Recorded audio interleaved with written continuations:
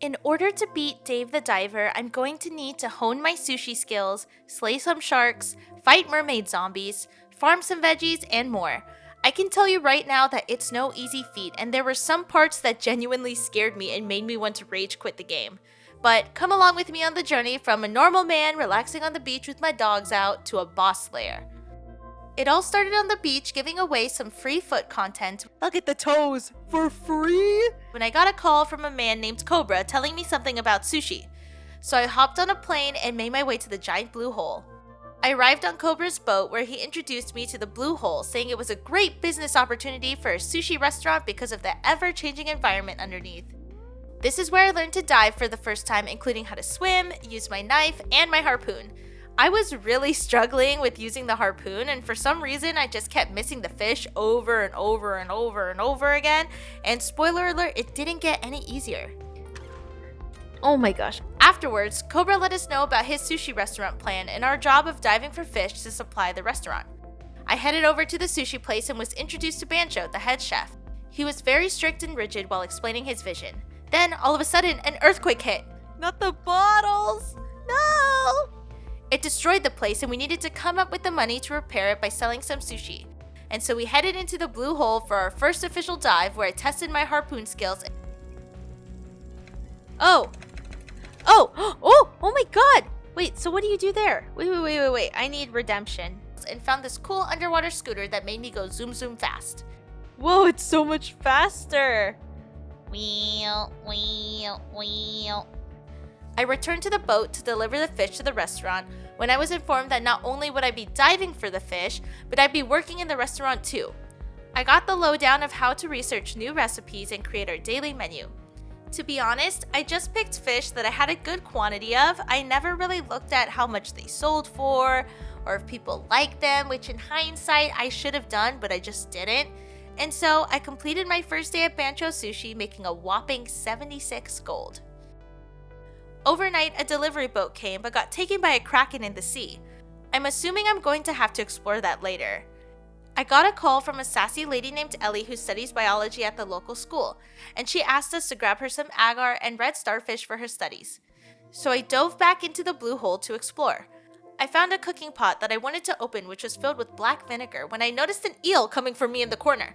Almost running out of oxygen, I immediately swam back up to the surface with absolutely nothing in my backpack.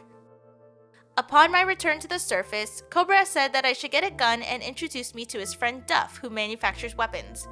He asked me to get one rope and one scrap iron to create my first gun, so into the hole I went. On my search, I was chased by a Titan triggerfish, but luckily made it out alive. No. Oh my gosh. You're scary. No thank you. No thank you. No thank you. No thank you. Why are you following me? I said no thank you. I collected so much random junk that I was over my cargo weight limit and headed on up. I gave the materials to Duff and he gave me the weapon shop app on my phone where I created my first weapon and was met with the first very weird cutscene in this game. Whoa.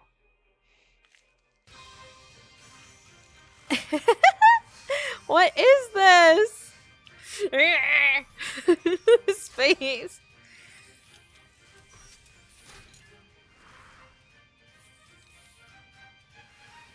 No, not the Michelangelo. I ended my day over at the sushi bar where I enhanced my first dish, the yellowback fusillier. I think that's how you pronounce it. This is also where I found out that every enhancement comes with a Bancho cutscene. Enhance. Whoa! He sold me! I made enough money to repair the earthquake damages and ended the day with 64 gold. The next morning, a strange man named Dr. Bacon stopped by the boat and introduced himself as an archaeologist who studies the Sea People civilization, and he gave me a quick explanation of the ancient civilization itself. He asked for our help in retrieving an ancient artifact about 70 meters down and gave us an iDiver app where we can upgrade our diving suit and other diving tools. I took my morning dive and was able to find the agar I needed for Ellie. This is also when I realized that there are weapon boxes around the blue hole that will give you a weapon upgrade for the duration of your current dive. I delivered the materials to Ellie where she gave me some rewards in return. I visited the restaurant afterwards where I was introduced to the Cooksta app, which is basically like Instagram for cooking in this game. Oh my god, this is how you take a profile picture. It's hard. It's out of focus. Later that night, I was visited by a woman named Yoshi, and her and Bancho got into a little tiff. I got some insight into the fact that they used to work together at a hotel that Bancho was fired from because he was a stubborn chef. Yoshi said that Bancho was still stubborn and he wanted to prove her wrong by making her a whole roasted shark head from a white-tip reef shark. And so he asked us to get the ingredients for him. On my next dive, I was met with a dolphin who asked me to follow it and led me to a pink dolphin who was trapped in a net. I freed the pink dolphin and it left behind a pearl. I attempted to dive down to the 70-meter mark to search for the Sea People artifact and managed to find it right away. When I picked it up, a scary squid eye appeared in the background and shook the entire blue hole. Oh shit, oh shit, oh shit, oh shit. I managed to get away via escape pod and made my way up to deliver the artifact to Dr. Bacon in return for 300 gold. A man named Sato drove up in a fish cart and introduced me to the Mirinka app. It's basically a fish directory of all the fish that I've caught so far. I dove back into the blue hole to try and find the white-tip reef shark for Bancho. I was able to find the shark pretty quickly and used my new gun to subdue it and bring it back to the restaurant. Ooh, it died! We got it. I gave it to Bancho and he worked his ninja sushi magic to make the dish. And then I gave the shark head to Yoshi and she said it looked gross but tried it anyway. And let me tell you, the girl was in love. Oh my god! Oh my god! I gotta say, Bancho knows what he's doing. Yoshi then told me that she's a recruiter and showed me how to hire staff for the sushi bar. I reached bronze status on cook stuff for the restaurant and closed out the day making 204 gold. The next morning, Dr. Bacon stopped by and said the Sea People artifact gives off special wavelengths. He was able to make a radar from it to help guide us on our next expedition. This is when I found out that Cobra had signed my name over to help Dr. Bacon for unpaid labor in return. So I went in for my morning dive to follow the radar when I encountered my first sea current, which almost took me out. No, no, no, no, no. Oh my god. Now I'm running out of air! So I decided to give up and go back to the boat. Exploring my phone, I decided to craft my first underwater rifle where I was met by another weird Duff cutscene.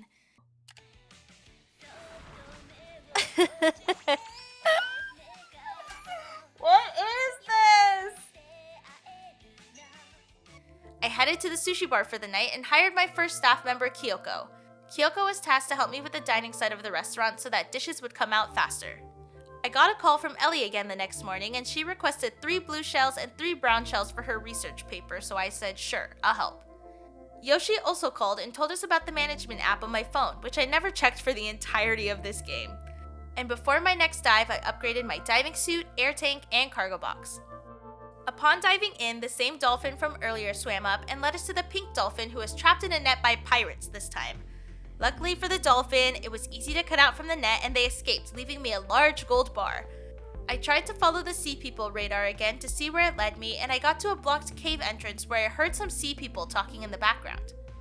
Dr. Bacon told me that the signal was from the Sea People civilization and we needed to get into that cave. So I talked to Cobra and he said I could blow it up with a bomb. Unfortunately, the bomb was on that supply ship that was taken by the Kraken earlier, and in order to find the ship, I would need to find the items in the blue hole to repair Cobra's drone. I collected the shells for Ellie and delivered them to her later in the night, and she gave me the Eco Watcher app in return. This app basically gives you rewards for completing different requests within the blue hole. Upon returning to the sushi bar, I put in a new hiring ad because I was starting to get stressed by all the people coming to the bar. I also realized that I could upgrade our Cooksta rating from bronze to silver and was approved for the upgrade. I was officially 7 days into my diving journey, so I decided to upgrade my cargo box and harpoon gun. On my morning dive, I went to go search for the items to fix Cobra's drone, a computer chip, a motor, and a camera lens.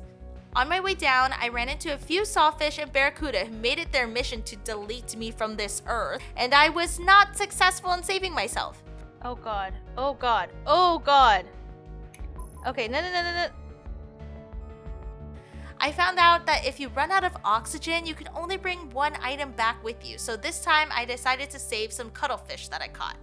And then on my second dive down for the day, I still couldn't find the current, so back to the sushi bar. I wanted to hire another staff member, but realized I was super broke with only 77 gold, so I decided to use my artisan flames and research some recipes instead. This was a pretty successful night in my opinion, and I profited 547 gold, the most I've made out of any night so far. On my next dive down, I finally found the currents and quickly picked up the computer chip and camera lens. After searching around for a while, I finally found the motor, but when I tried to pick it up, I was ambushed by an anglerfish and ran out of oxygen. Great. Oh no, oh no. Ah! Bruh. Following my defeat, I made my way to the sushi bar and hired Pi to add to my cooking staff. I made my entire sushi menu and then realized it wasn't even nighttime, it was just afternoon. Not sure why my brain drew a major blank, but I returned to the boat for my afternoon dive anyway. On this dive, I made my way back into the limestone caves and found the motor that I missed earlier. I immediately took the escape pod out and Cobra thanked me for fetching the items to fix his drone. Then my footage got corrupted, but I managed to find the Sea People artifact room, which led me to the fact that Sea People still probably exist somewhere in this deep blue hole. On the morning of day 10, I was instructed to call Duff, so I gave him a ring and he was upset that his Lias Chan figurine had not yet arrived. I told him there was an issue with the deliveries, with the Kraken and the sunken boat, but if he wanted me to look for it, I would need a deep sea headlamp to investigate further. Duff said he had one in his storage, but he wouldn't give it to me for free, of course. So he said that if I could find his Lias Chan figurine on the sunken boat, that he would give me the deep sea headlamp. And so during my morning dive, I ran into the sunken boat and Duff's missing package. When I tried to grab it, a giant octopus arm came out of nowhere and pulled it out from under the boat. Duff said he would equip me with a gas cutter to retrieve the package later. A few days ago, a VIP guest named Vincent stopped by the sushi bar and wanted to battle Bancho to a cook-off. Bancho had requested some ingredients, so I stopped by to grab some jellyfish for him on this dive. When I came back up to the boat, Duff gave me the gas cutter I needed for his figurine. I also told him about the scary tentacle, but he did not care at all, he just wanted his Lias Chan figurine back. So I headed back down to the boat and used the gas cutter to open it up. When I went under the sunken ship, I found the pink delivery box next to a sleeping giant squid. The squid woke up and inked me immediately and thus began a long battle against the Kraken where I had to shoot him in the eye to defeat him. And when he finally went down, it looked like I accidentally hit a sea person too. This was traumatizing. Luckily, there was another sea person there as well, and they ran away with the injured person before I could approach. I decided to ignore that for now, and before coming back up to the surface, I grabbed some Kraken meat for Bancho. Duff finally got his Lias Chan figurine back, and I realized that I might have killed a mermaid for this figurine. I was sad about it, but at least Duff gave me the deep sea headlamp in return. I called Bancho and told him that I got some Kraken meat for him from my battle, and he told me that we should throw a squid party since I haven't been able to relax properly since I got here. Thanks, Bancho, I appreciate it. The squid party was a hit. Dr. Bacon was in attendance, and I told him about the sea people that I saw and may or may not have accidentally injured. When the party ended, I got a cutscene of this mystery machine man watching us from a distance. I'll have to find out what that's all about later on. The next morning, a hungover Dr. Bacon pulled up to the side of the boat and told us that we should explore deeper with our new deep sea headlamp. Before giving me his final instructions, he threw up into the water and drove away. Gross. Now that he was gone, I dove into the water, yes, the same water he just yacked in, for my dive, and then I ran into the machine man from earlier who was named John Watson. John Watson said that he was the leader of Sea Blue, the Guardians of the Sea, and that I was causing damage to the blue hole by throwing up in it. I tried to tell him that it wasn't me, but he didn't believe me. So instead of using our talking words, he decided to launch missiles at me, which actually caused more damage to the blue hole than any throw-up would. And after hitting him a few times, he blew up the ocean floor and told me this was a, quote, warning for ruining the environment. But in reality, I think he's the one who's actually ruining the environment. The Sea People radar popped up, so I decided to follow it through John Watson's hole and into the blue hole depths. I picked up a UV light that would get rid of any tapeworms that were in my way. On my journey down, I ran into the sea person that I had injured previously. Their friend was screaming at me, but I didn't know what they were saying, so Dr. Bacon said to come back up to the boat so he could make a Sea People translator. He told me that I would need a Sea People stone tablet, a microphone, and an amethyst to build it. Once he left, I got a visit from Sato, the Marinka card collector. He said that he couldn't believe we ran into a giant squid. I told him it was no biggie and he left. And then afterwards, I got a call from a man named Udo. Udo told me that he was a reporter for a magazine called Weekly Fish and asked me to take photographs for him during my dive, so I said sure. On my dive that day, I ran into a mini octopus under some coral. The octopus inked us and ran away, and so to get my revenge, I decided to follow it. I went behind a door that was lodged up against a wall, so I used my gas cutter to get through. I cornered the octopus, but he managed to escape again, but he dropped an artifact before he ran away. I picked up the artifact and dove deeper into the hole, finding the amethyst I needed for the translator. I also stopped by the Sea People's record room and found the stone slab and the microphone. I gave these items to Dr. Bacon and he said that he would be back tomorrow with the translator. Remember the artifact that the octopus dropped? Well, apparently it allows us to dash short distances with the control button without using any oxygen. Very handy. And I never used it once. I completely forgot about it. When I returned to the sushi bar, I totally forgot that it was VIP day and Vincent was finally here to test Bancho's skills. Bancho whipped up some jellyfish sushi and I gotta say, Vincent was thoroughly impressed. He's trying the food.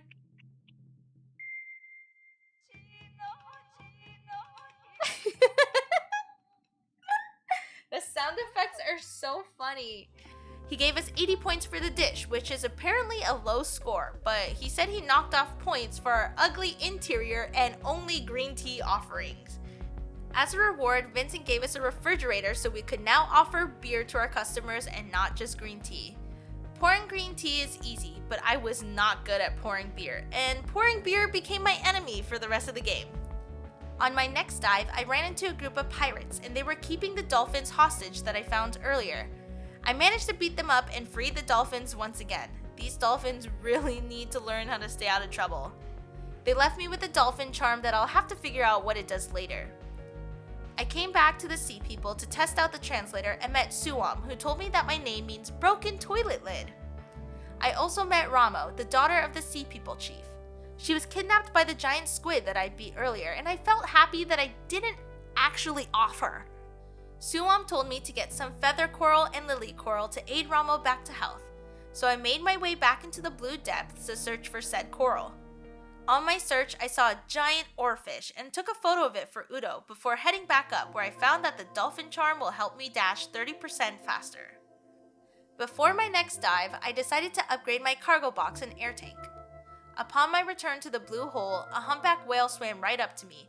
I tried to follow it, but it swam way too fast for me to catch up.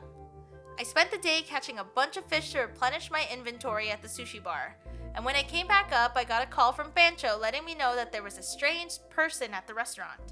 When I arrived, this girl named Maki cussed me out with her Cleon plushie. Ugh! Listen, you asshole! I heard it one time, so stop babbling! Bancho told me that this might be a coping mechanism where she uses her plushie to help speak her mind. She kept shouting that she wanted some kombu and white trevally ochazuke. I had the ingredients in my inventory, so I added the recipe to tonight's menu. I headed over to Bancho and gave him the feather and lily coral and asked him to make some porridge for Ramo. Here's the ingredients for the porridge. It's a bunch of... Oh my god, he's chopping so fast! There was also a noisy customer named Otto sitting at the bar. He was a bit drunk and was screaming about his past career as a diver, and he said that if I gave him some moray eel curry that he would give me something in return. This is where I unlocked night diving, where some special fish would only come out at night, e.g. the moray eel. The only caveat was that it would take 1/3 of the evening hours of the sushi bar. I decided that I would try night fishing another day and open the restaurant up. I served Maki her requested dish, and she was over the moon, but sobbing at the same time? Okay, there you go, little girl. Oh my god, his face! Ah! Oh my god.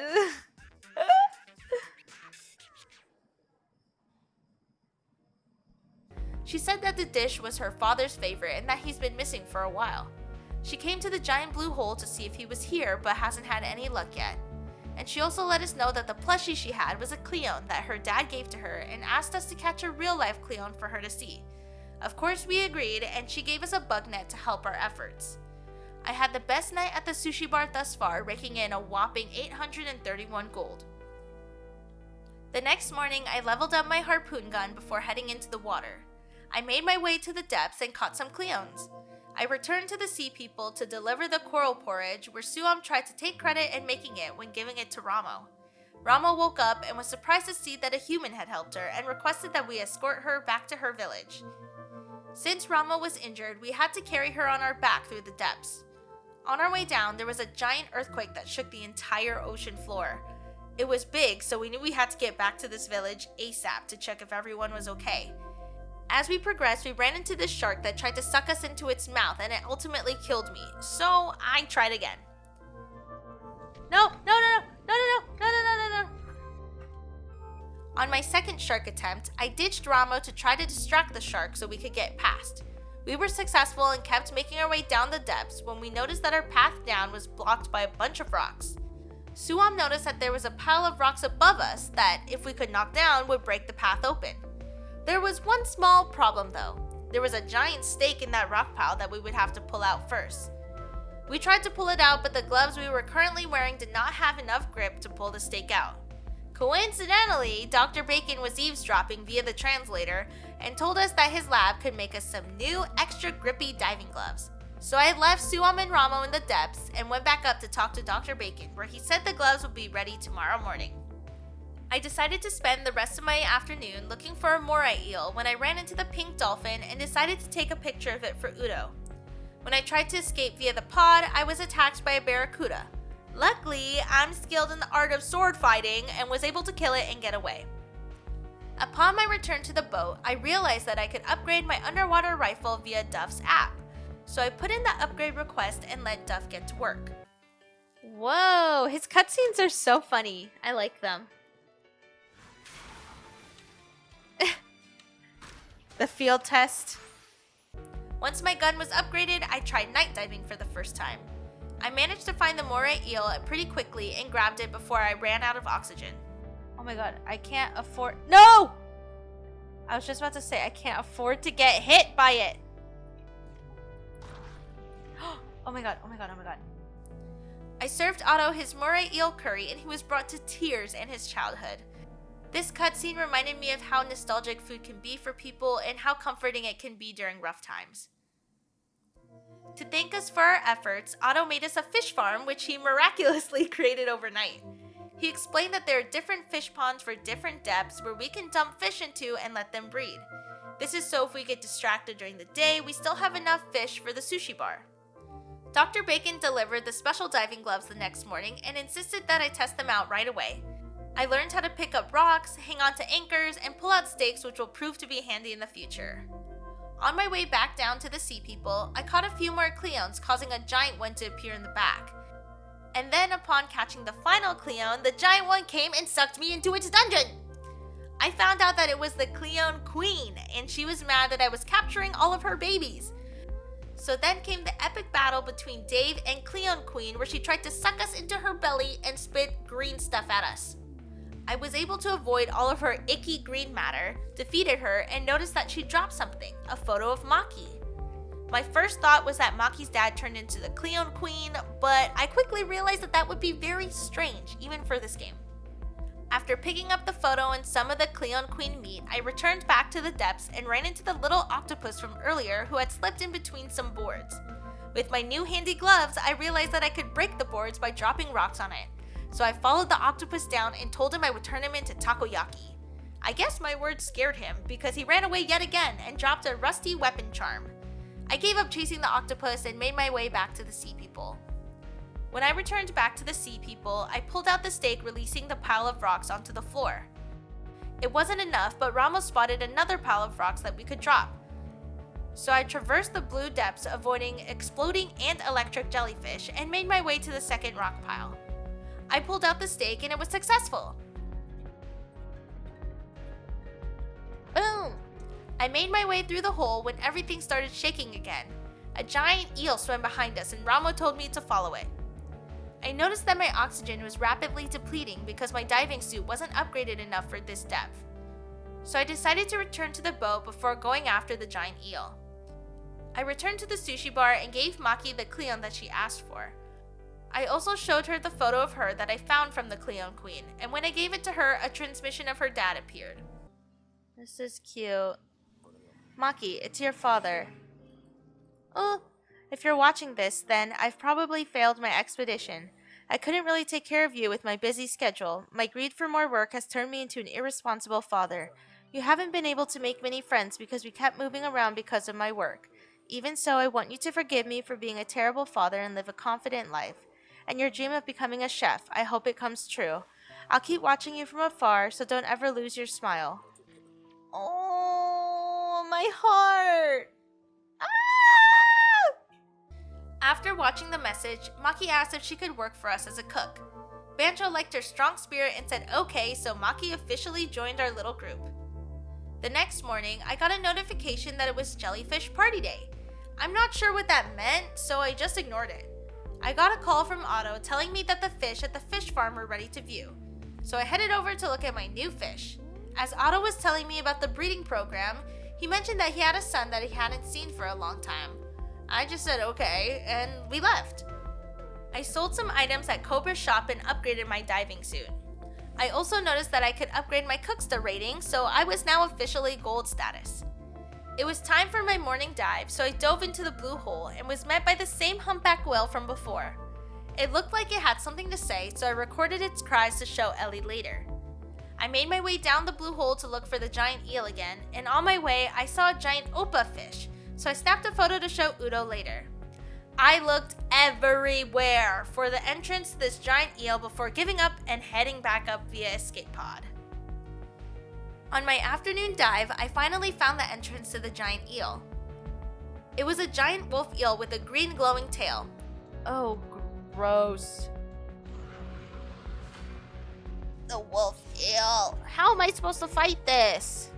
And I realized that to defeat him, I had to hit his glowing tail a few times.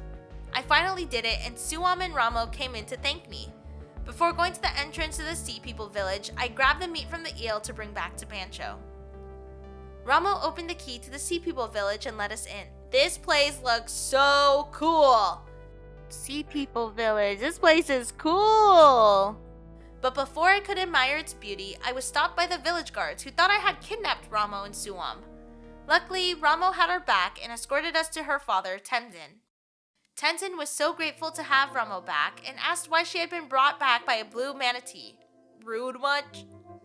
Ramo explained that she went to investigate the tremors that had been happening recently and thinks it could be associated with the ice melting off the divine tree. She said that we could help figure out what's been happening. Tenzin hesitantly agreed, but said that we would have to build trust with the villagers first. He gave us a special Sea People transportation mirror and a map to help us navigate the village later. When I returned back to the sushi bar, Yoshi came by to talk to Bancho.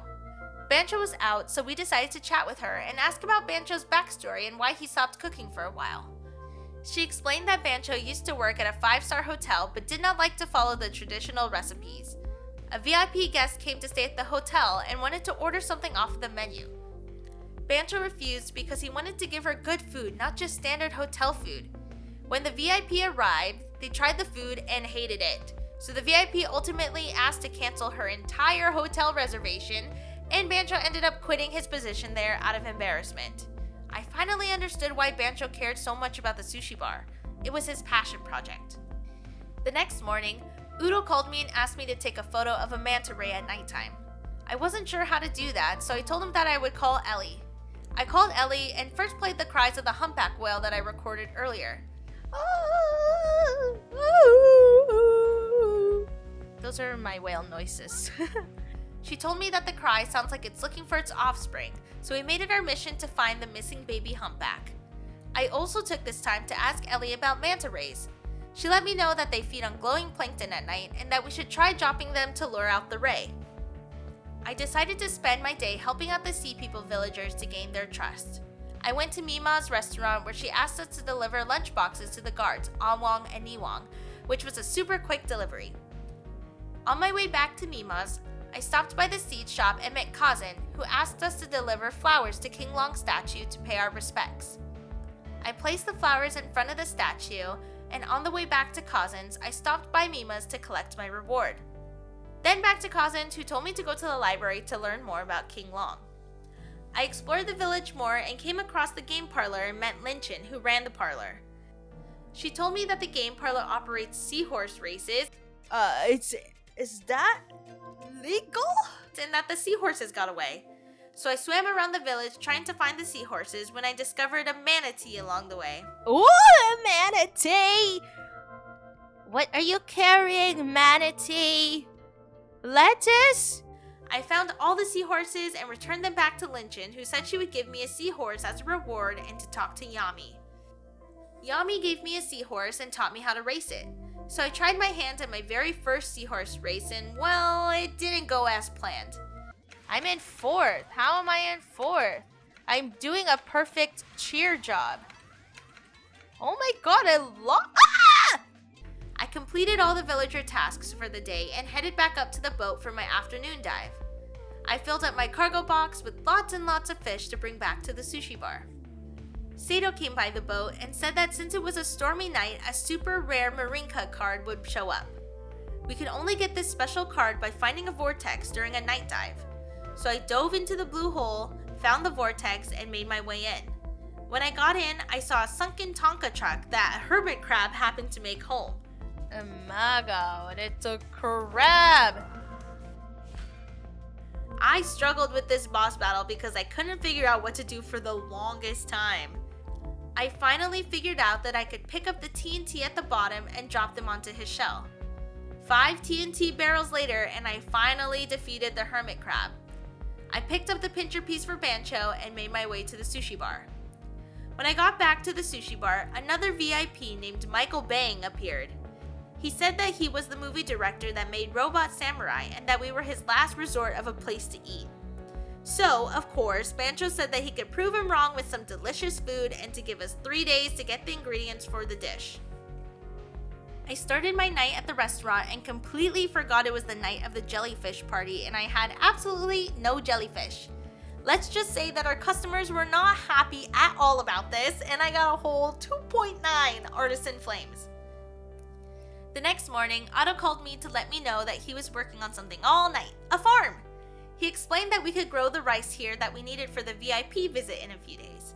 At this point, I'm not gonna lie, I was starting to feel a little bit overwhelmed with all of the different elements in this game, but luckily it seemed like the farming wouldn't take too much work. When I returned to the boat, Cobra told me that there was going to be a tuna party in a few days. I said that tuna is hard to catch because they are very fast swimmers, but he told us that he would give us a tool to help us in a few days. I decided to spend my morning accepting more tasks from the sea people to try and build their trust. One task was from a person named Daphne who had lost her beluga whale in a bet while playing cards. So I went to Junok and played him in the same card game to bet for the whale whistle back. This was a classic card matching game, so it was pretty easy to win. I ended up getting the beluga whistle back and Daphne told me that I could keep it. The whistle could be used to summon the beluga in the village to travel far distances and I had to try it out right away. 7 coins? Okay, sure. Oh my gosh, it's so cute! Whee! Oop. I then went over to the library and accepted a quest from Niamo. She said there was going to be a wedding at King Long's statue and she needed a stone slate from the Sea People record chamber. These new missions will now require us to go outside of the village and into the blue hole. So I returned to the boat where Cobra gave me a steel net sensor trap to catch tuna with on my next dive. He also gave me an underwater drone that I could use to take out any fish that I catch whole, and I quickly tested it on a tuna fish. When I came up to the boat, Udo said that he set up a photo spot for the manta ray and that it was ready for us. I decided to rain check that task for now and headed over to the sushi bar. This day was the best day I had by far, earning a whopping 5,900 gold, mostly from the Cleon Queen soup, and I was hyped. The next morning, I returned to the Sea People village to give Mima the coral she requested earlier. Before my afternoon dive, I decided to upgrade my cargo box since I was always running out of room. I wanted to catch some tuna but completely forgot to buy the net from Cobra. And then I was attacked by a bunch of little catfish that came at me in a group. Luckily, my knife was sharp enough to take them down with a little bit of damage. I found the Sea People record chamber and remembered that I needed to grab a stone slate from there for Niamo. So I headed in, quickly grabbed the slate, and headed back out into the blue hole. I collected the last Harlequin Hine for the VIP visit and ended my day collecting fish in the depths. I went in for a night dive tonight to see what I could find and was able to catch a moray eel. I also noticed that there are a ton of Titan triggerfish around, and this is my least favorite fish. So I did everything that I could to avoid them. And then back at the restaurant, I researched some new menu items and finished my day serving sushi. Day 19 was VIP visit day from Michael Bang. Otto called to let me know that the rice was ready for harvest, which was perfect because I needed it for tonight. He also let me know that I cannot grow rice again right away because the soil needs time to recover in between harvests. I went back to the boat and bought a tuna net from Cobra for my next dive. But before heading into the blue hole, I stopped by the Sea People village to talk to Mima. Mima's restaurant was empty because she had ran out of seaweed to sell. She said that her seaweed dealer, Suchi, hasn't come by in a while and asked us to check in on him and gave us the key to his house. I had full intentions on completing this mission, but spoiler alert, I never found him! Before leaving the village, I made my way up to Niamo to give her the stone slate that I had found earlier in the records room. She invited us to a wedding at King Long's statue when another rumbling occurred and the statue's arm fell off. The statue! Oh, goodness. Niamo was in tears and unsure if it could be fixed, but I reassured her that I would talk to Cobra to grab a tool to fix it. Cobra ended up giving me a stone adhesive gun that would work underwater, so I returned to Niamo and reattached the arm of King Long's statue. Fixing King Long's statue put us at 100 total credits to earn the villagers' trust back, so I headed straight back to King Tenzin to let him know. He thanks me for helping the village and told me about the divine tree located in the center of the village. The Sea People use the divine tree as an energy source.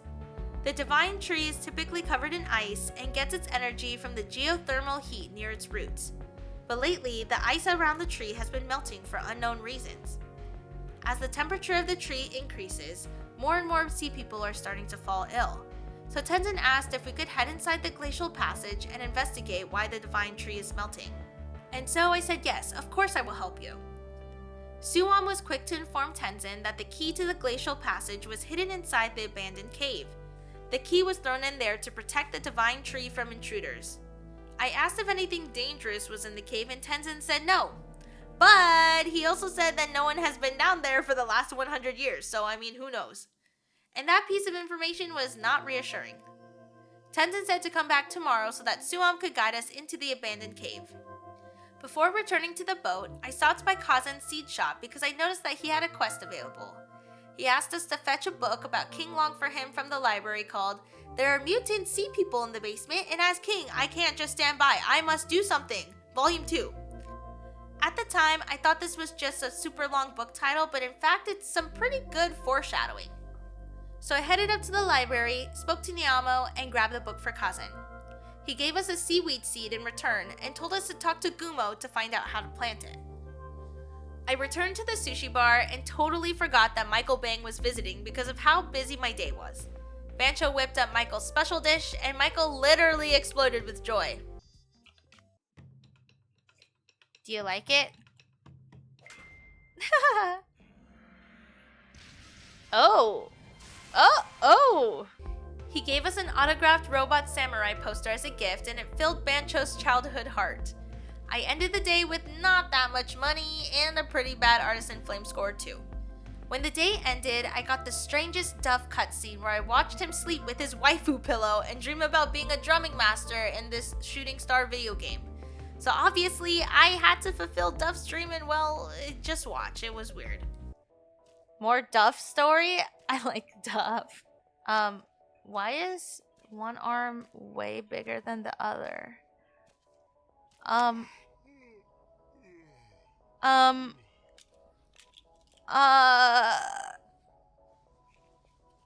What is this?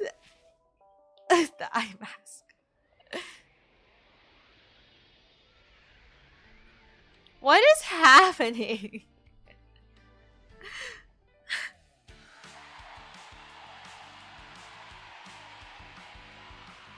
Oh my god.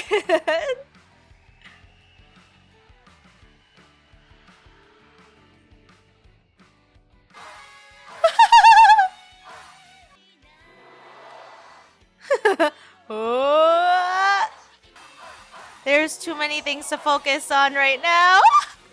That was the strangest minigame that I've ever experienced. Just because it came out of nowhere. I don't understand. Yes, I played enough. Oh, cute. Oh, what a strange dream.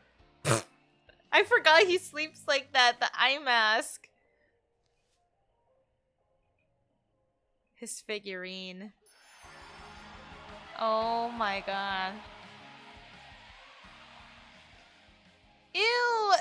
I don't like that. The next morning, I returned to Tenzin, who instructed Suwam to escort me to that abandoned cave. When we arrived, Suwam told me that there are crazy stories about the abandoned cave and that sea people were locked up in it about 1,000 years ago. I thought Suwam was going to go into the cave with me, but he told me he needed to stay outside to protect the entrance. Of course he does. He also told me that the key would be located in a room with the mural. So I headed inside, and the first thing that I noticed was that it was super cold in the cave. As I started to make my way through, I encountered a zombie sea person. Yes, you heard that right. Zombie. Ew! What the actual F? There were zombies everywhere! But I managed to make my way down to the mural room that Suwam was talking about. The mural displayed a puzzle that I had to complete with the rocks on the side. It was pretty easy to finish, but when I grabbed the key, another earthquake happened, causing some of the cave to fall apart and release the sea people zombies. I learned that the sea people zombies were actually called Gaydons. I had to make my way back through the cave while avoiding all of the creepy Gaydons that were now just swimming about. And at the very last second, a huge wave of Gaydons were coming towards me, but I managed to make it out just in time. Ew, ew, go up, go up, go up, go up, go out! Ah! Once I was out of the cave, I began swimming back to Suwam when I was stopped by a giant submarine. And out of all people, John Watson, yet again, swam out of the submarine to attack me with his giant missiles. I tried over and over to defeat Mr. Watson, but was not successful. So I had to call in reinforcements, aka my boyfriend, to help me beat him. Once John Watson was defeated, his swimsuit blew up and he swam away, leaving behind his high-tech helmet. I thought that Cobra might be interested in the helmet, so I grabbed it before swimming back up to the Sea People village. I went to Tenzin to tell him that I retrieved the key and saw Gaydons inside the abandoned cave. He was shocked that the Gaydons were alive and existed and asked me if I wanted to hear the story behind them. I said, yeah, tell me the short version, and he just said they're corrupt sea people from ancient times. So I caved in and asked for a longer version. TLDR, around 800 years ago, the sea people used the fruit from the divine tree to make a bunch of advanced technologies. A man named Dashe, who was a senior technician for the divine tree, wanted to use the fruit's powers for other things and use them to modify the anatomy of the sea people to make them stronger. But he didn't stop there, oh no! He then decided he wanted to extract energy directly from the divine tree into an ancient creature named Yaoi. To me, Yaoi looks like a shrimpy. During all of this, King Long was working on building a control room for the divine tree, and he was like, oh my god, why are my workers all so efficient? So he went to investigate more and found mutant sea people that were stronger but also a lot more violent. He also found out that they don't like light at all. So he called them Gaydons, captured them, locked them up in the abandoned cave, and died in the process. R.I.P. King Long.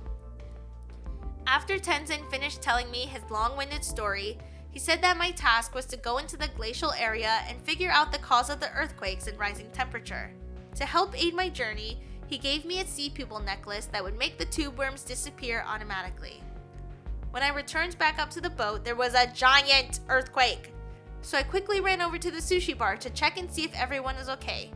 Luckily, no one was hurt, but in the midst of checking in on everyone, another VIP appeared named Sammy the Rap Star.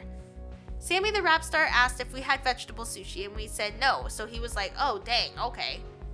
And as he was walking away, he noticed that we were playing his song called Hot Pepper Tuna over the loudspeaker. Do you hear this song, guys? Do you hear this? His hot pepper tuna song? And Banjo was like, oh my god, you're MC Sammy. And he was like, hell yeah, I am. So then Banjo was like, okay, MC Sammy, give me 3 days and I'll make you some vegetable sushi. Which basically meant that we have to figure out how to make vegetable sushi. So I called up Otto to tell him about MC Sammy's request. Otto said that veggie sushi is actually his favorite dish and to visit him at the farm tomorrow.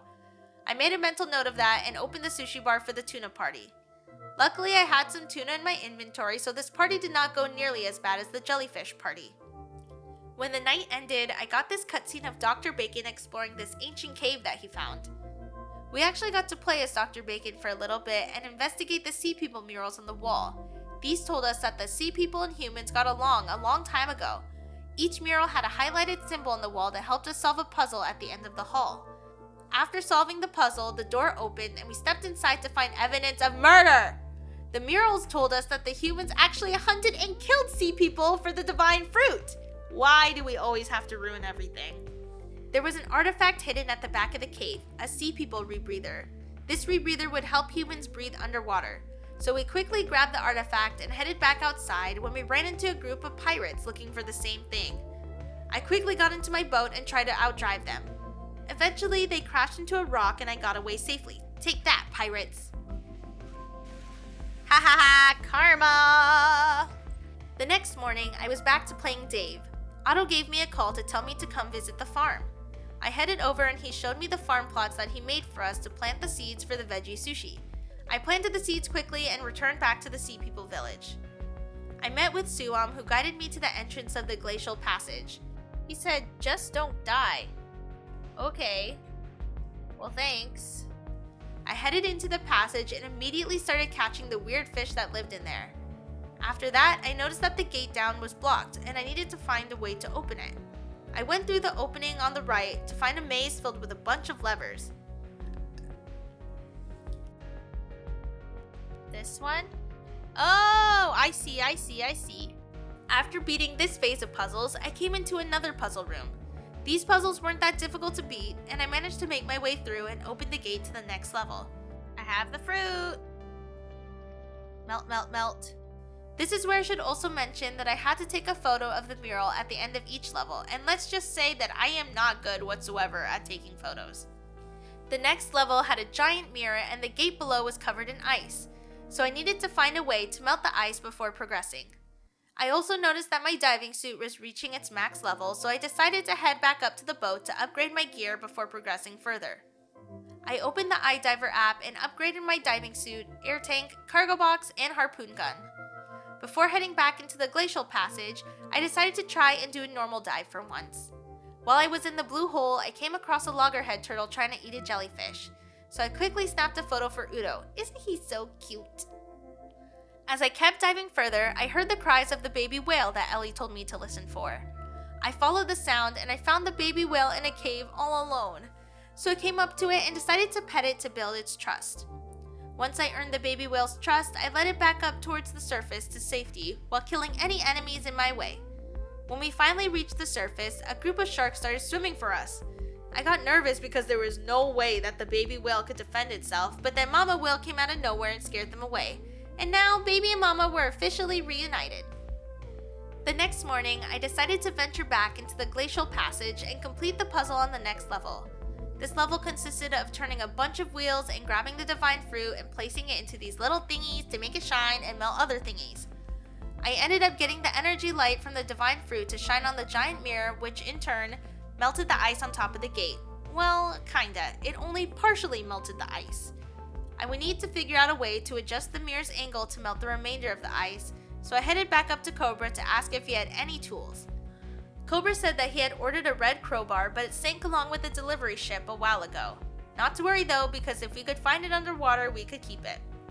I then got a call from Otto telling me that my veggies were ready to be harvested, so I quickly harvested the veggies and put them in my inventory to save for VIP day.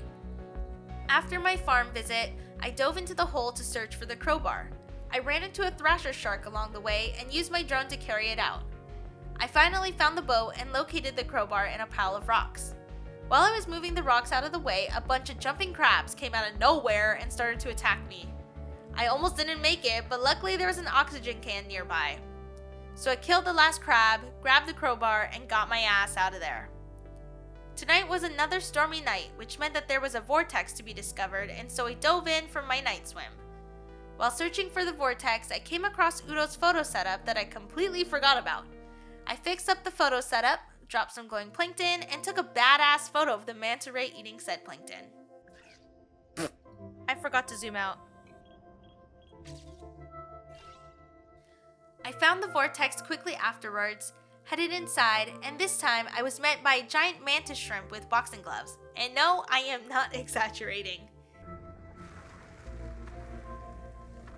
Ew! Shrimp? With boxing gloves? Ugh.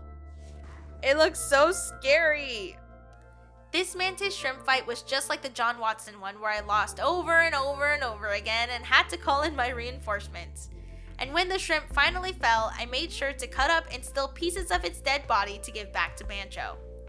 When I returned to the boat, Sato was like, "Oh my god, new Marinka card!" And Udo was like, "Oh my god, manta ray picture!" You're welcome. That night at the sushi bar was horrible. I made less than $400 in profit, but at least my score was pretty good. The next morning, Sato visited me again and introduced me to a new app named Gyao. Gyao! Which was basically Tamagotchi fish. And to be fully transparent, I never once opened the app. Oops! With my new crowbar in hand, I headed back into the glacial passage to adjust the mirror and move on to the next level. The next level was full of mini mirrors that I had to adjust in order to melt the ice and get through. Once the ice went melty melty bye bye, I headed in through the last and final door, which took me into this dark room. There was a divine fruit nearby, so I decided to give it a whack for some light. Ooh! It's a giant zombie! Oh, gross. Oh, ooh, oh! When a giant shackled Gaydon appeared and started chasing me like no tomorrow. So I swam with the strong current to try and get away. I was unsuccessful a few times and the Gaydon tried to eat me. Ah! No. Ah! Okay, let me redo that. But you know, I pressed retry and I swam, but ultimately got blocked by a rock wall. Oh no. Dead end! There's no way out. This is horrifying. Did it die? I used that as my chance to escape, but it woke up again and started chasing me. Of course it did. I managed to get away since the Gaydon fell again and KO'd itself. And as I was swimming away, the bitch woke up again and kept running after me. I escaped by a thread and quickly pulled out a rock pile to block the entrance. Okay, rocks. Ah! Oh, nasty. Who just saved me? Suam?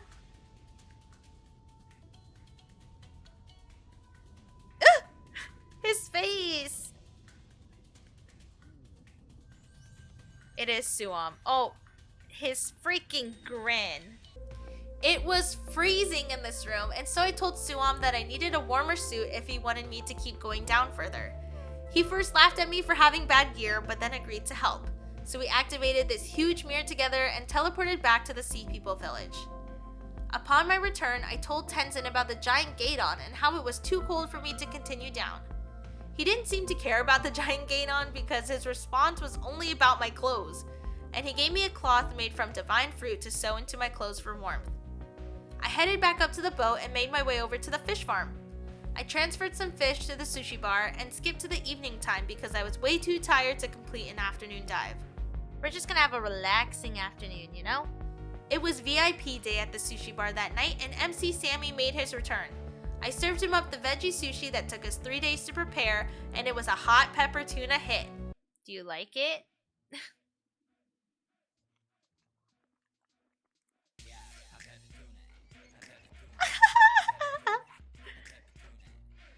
This song is so funny.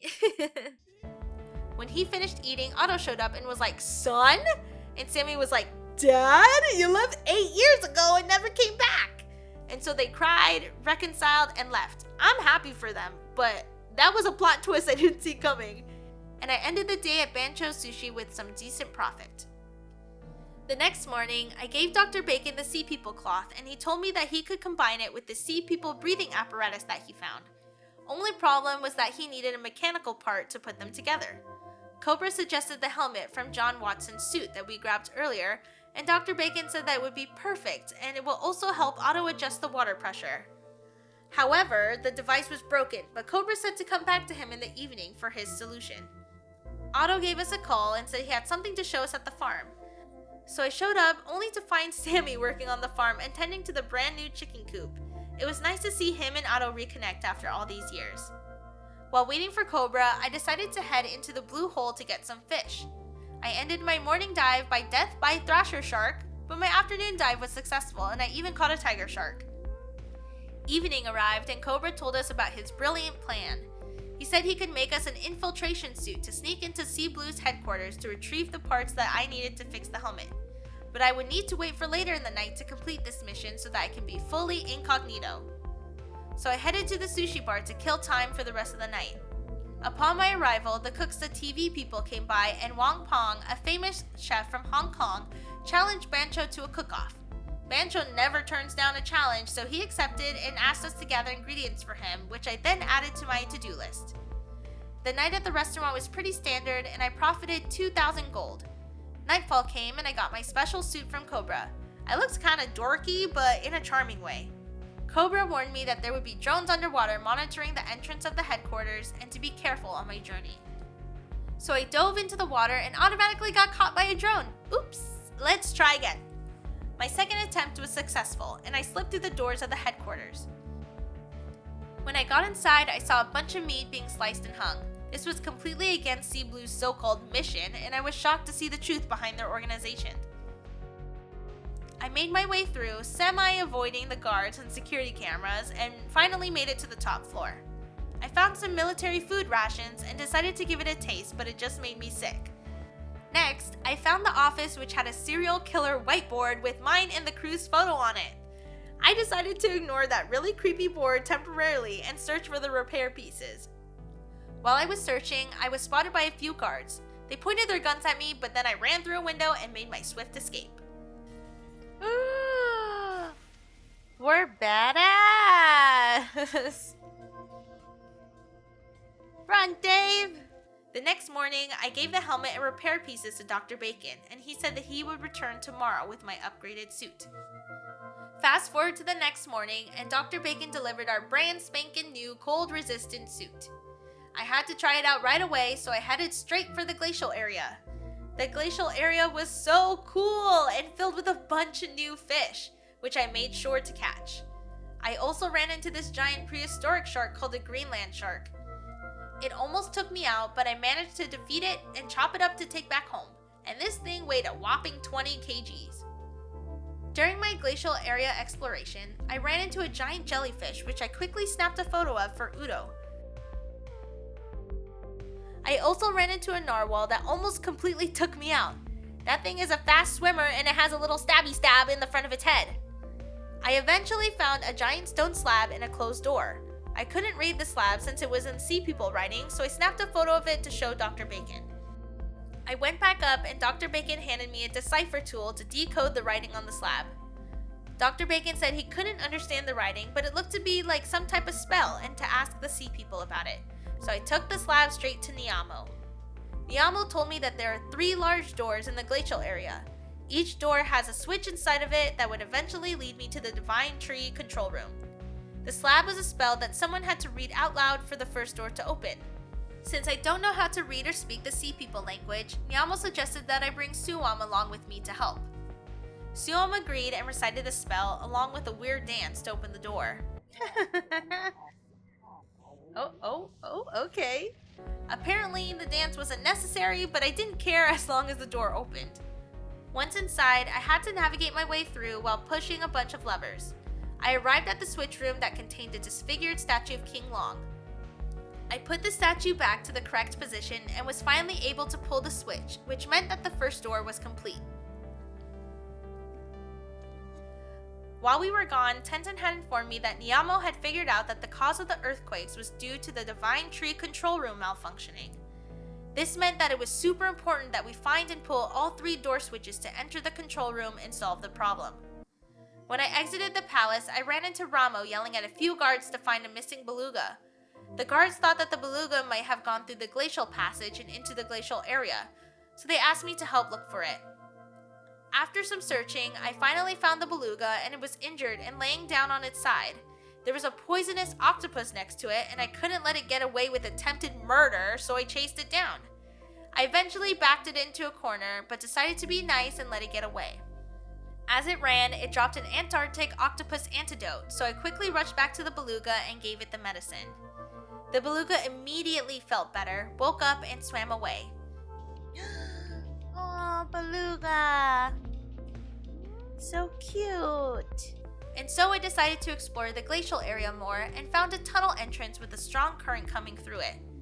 I thought that the second switch might be located behind it, but I wasn't sure how I would get through. Luckily, the beluga came to the rescue and let me ride it through the current and through the tunnel. Mr. Beluga was able to not only swim against the current, but it could also eat jellyfish and smash ice rocks that were in our way. When we got to the door entrance of the second switch, a giant phantom jellyfish was blocking the way. Mr. Beluga helped me defeat the giant jelly by giving it a few headbutts, and the door finally opened. I grabbed the jelly meat and swam through the door. I thanked Mr. Beluga for all his help and pulled the switch, which then activated a bunch of gears, and the second switch was now complete. Since I completed 2 switches, it was now finally cool enough to dive deeper into the glacial area. I couldn't previously dive this deep because of all the heat, but the switches made the control room entrance open a little, letting in some cool water. I was able to find the third and final door in this area, and Suam was there to meet me. He told me that he was going to try and complete the room himself because he didn't trust that I would do it, but when he went in, he was met with a surprise. We went inside together and found the room to be only half filled with water. Suam explained that since we were so close to the roots of the Divine Tree, the excess heat that the tree created was causing the water levels to decrease.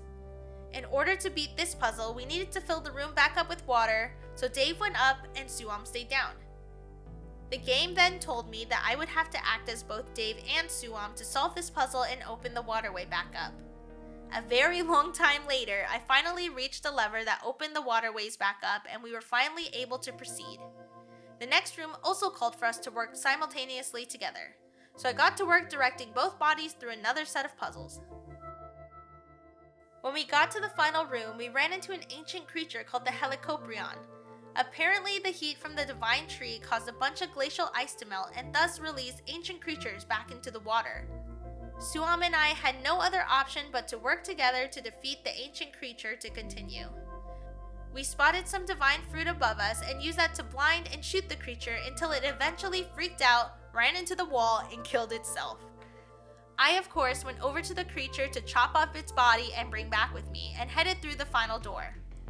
Suam and I worked together to flip the final switch that we needed for the control room. When we came back to the glacial area, we realized that the gate to the control room was stuck and wasn't opening all the way. And then out of nowhere, stupid John Watson showed up again.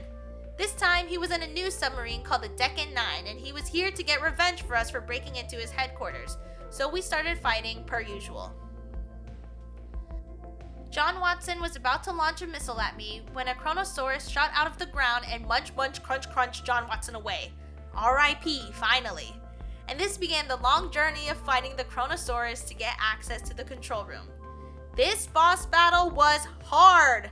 I know I said previous boss battles were hard, but this one was no joke. The swimming dino had 2 main attack moves. Number 1, sucking in rocks and then spitting them back out at us at a crazy speed. And number 2, shooting a freaking flamethrower out of its mouth that I could never figure out how to avoid, so it would just nerf half of my HP every time. With my own valiant efforts and some reinforcement efforts once again, this took, I kid you not, over an hour to beat. And then afterwards I went and got a drink to celebrate. Once the monster was finally put down, Duff and Dr. Bacon arrived via drone to give me some assistance. And then Duff made some weird comment about the ice being as cold as Gabriella and her cold fingers. I don't want to know what he does in his free time. Anyways, the drone was made of a new high-tech laser cutter that could cut away the roots of the divine tree that was preventing the door from opening. Dr. Bacon said that it would take 2 days to complete, so I grabbed the monster meat and made my way back to the boat. When I arrived, this old lady on a raft named Clara came up to us. She asked if we saw anyone named Klaus, who was the enemy of her husband. We said no, but then she explained that Klaus was a shark that murdered her husband, and she's been searching for him all of these years to get her revenge. She said that Klaus only comes up during stormy nights and asked for our help to find his hideout since we know the blue hole pretty well. We agreed and said we would let her know when we found it. So I dove into the water and found another vortex that led me to Klaus's home. When I arrived, I realized I never got Clara's contact information and would have to fight the shark myself. So I started punching at it, and when I was on my last punch, Clara came out of nowhere and smacked Klaus into oblivion. She was thankful that Klaus was finally defeated, and we grabbed his meat and went home. I got a call from Dr. Bacon that the roots of the divine tree were finally cut, so I made my way down and entered the divine tree control room. The control room was filled with this gross tree sap and little shelled creatures. I'm not really sure what to call these. I used the shell guys to make my way to the next section of the control room when I was attacked by some mutant sea scorpions. Once I got those pests out of the way, I realized that the divine fruit could melt the tree sap so that I could get through. I dropped the fruit on there and made my way across to the next section. The next section had a bunch of mini volcanoes that I had to avoid, which wasn't too difficult. And at the end, there was a room filled with a bunch of sea scorpion eggs. It looked super nasty. The eggs started to hatch, so I quickly plopped a divine fruit into this fish thingy and zapped the nasty buggers away. The divine fruit light also melted the egg mucus that was covering the door so I could get through. I went through and finally reached the control room center. I found the nucleus of the divine tree, but it was covered with a bunch of the little scorpions, so I slashed them away with my knife. Once they were gone, the nucleus stopped twitching and was stable again, when all of a sudden I hear this agitating, grating voice. What in the F is that? It was the mom of the sea scorpions, and she was huge and mad! Sensing we were in trouble, Dr. Bacon showed up via drone and explained to us that this was the ancient creature Yaoi.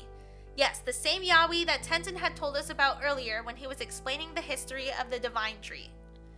Yaoi was the cause of the divine tree malfunctioning and the major earthquake, so we needed to defeat her ASAP. Duff came in clutch and said that the drone can transform to maintain oxygen levels, fire unlimited bullets, and manipulate time. Like, Duff, come on, where was this earlier with the prehistoric giant dinosaur thingy? Anyway, this Yaoi boss battle was crazy. The giant shrimp was shooting little baby shrimps out of its stomach and explosive glowing balls out of its butthole. The battle against Yaoi was getting a bit difficult, so Duff came back and unlocked the boss feature of the drone for us. Duff, again, where was this earlier? But he said, who brings out their trump card right at the beginning of the game? Fair enough. So now I had the Stella laser, which was a super powered laser that could charge up and deal massive damage to the enemy. So I tried it out right away, and dang, was the Stella laser good. So good, in fact, that Yaoi was trying to run away, but I couldn't let that happen, so we chased after her.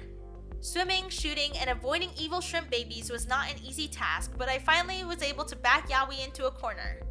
Yaoi didn't like that, so she mustered up her final energy and started to chase me again, this time with flames shooting out of her mouth. I avoided her attacks and she got frustrated and ran into the wall, ultimately getting stuck within the tree roots and sap. At this time, I didn't know how I could defeat her on my own, but some of the sea people showed up to help. They noticed a divine tree fruit device above that we could plop a fruit into and laser her away. The thing was big and heavy, so all 5 sea people lifted it while we grabbed the fruit, and poof, Yaoi was now cooked into shrimp cocktail. We returned back to the palace where Tenzin thanked us for our efforts and said that the divine tree was stable again. It's been a long day, so we returned to the boat. It was nighttime, so we headed straight to Bancho Sushi. And when we got there, all of the friends we made along the way were there to celebrate our victory against Yaoi and our success for repairing the divine tree. We laughed, took photos, drank beer, and ate some good sushi. Even Ramo and Suwam showed up to celebrate. Oh, they came to watch the fireworks too. And we got to see a montage of how everyone was doing in the future, including Duff getting a new figurine, Maki improving her cooking skills, the sea people thriving, and more. This was honestly such a cute and wholesome way to finish this game.